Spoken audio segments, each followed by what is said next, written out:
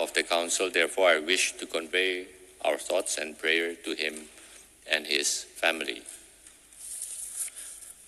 Excellencies, distinguished participants, I hereby declare open the 23rd meeting of the 62nd session of the Human Rights Council. I declare open Agenda Item 6 entitled Universal Periodic Review. We will now proceed with the adoption of the UPR outcomes of the 13 states which were examined during the 51st session of the UPR Working Group held in January 2026.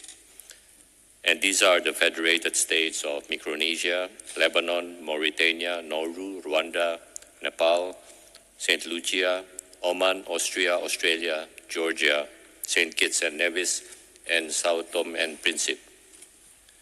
The UPR outcome adoption process will take place in accordance with the established modalities.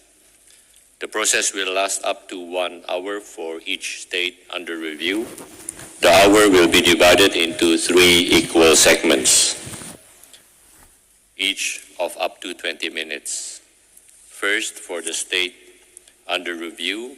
Second, for member and observer states of the Council, as well as United Nations entities and intergovernmental organizations, and third, for other stakeholders.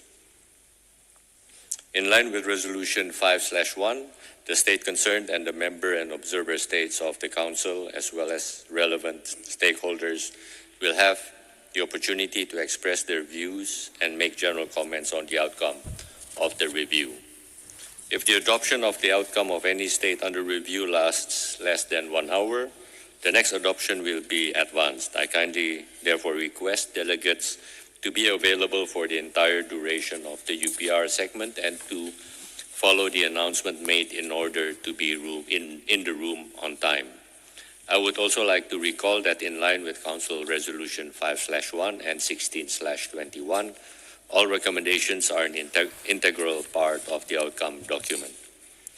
The state under review needs to clearly communicate its position on all recommendations, either by supporting or by noting the recommendation concerned. In addition, all interventions made during the UPR segment shall focus on the outcome documents. The intervention should not aim at reopening debates that already took place during the working group session.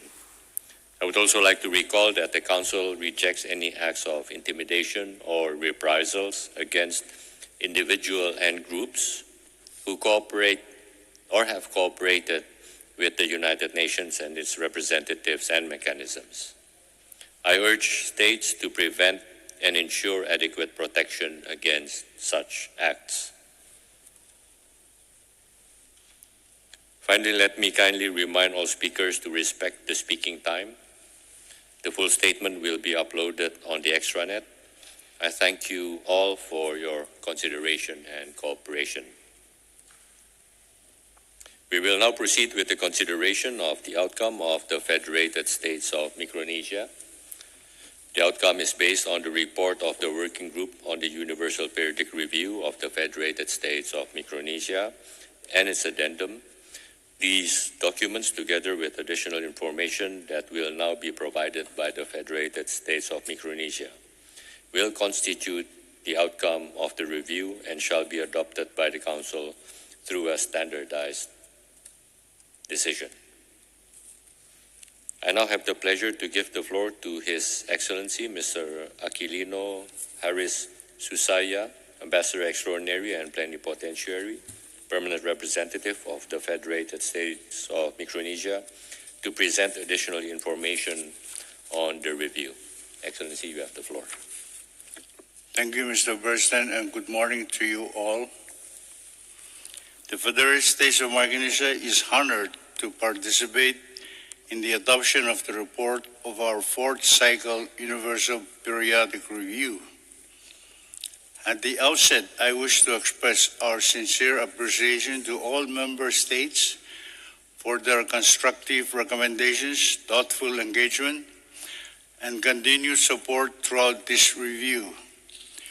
We also extend our gratitude to the Office of the United Nations High Commissioner for Human Rights, the United Nations Resident Coordinator's Office, and the United Nations Country Team for their valuable assistance during this process.